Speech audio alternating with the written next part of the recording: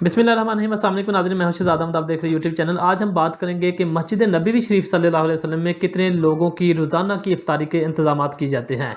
इसमें अंदाज़े के मुताबिक वहाँ पर कैटरिंग कंपनियाँ जो हैं वो हर साल इसके इंतज़ामात करती हैं मस्जिद नबवी में इफ्तारी के उम्रा ज़ायरीन के लिए, और वहाँ के गिरदोनवा के लोगों के लिए वहाँ पे इंतज़ामात किए जाते हैं जो कि उन लोगों को इफ्तारी कराई जाती है। तकरीबन रवां साल अंदाज़े के मुताबिक जो इफ्तारी के इंतज़ामात किए जा रहे हैं, ये 3 लाख लोगों की इफ्तारी के इंतज़ामात किए गए हैं।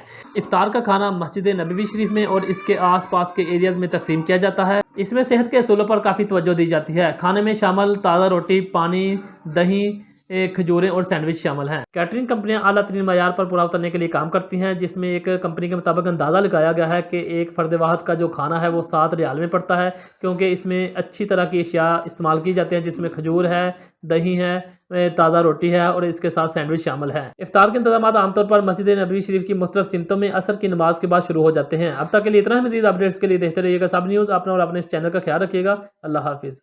मज़ीद मालूमात के लिए इस वीडियो को लाइक करें, सब न्यूज़ HD को सब्सक्राइब करें और बेल आइकन पर ज़रूर क्लिक करें।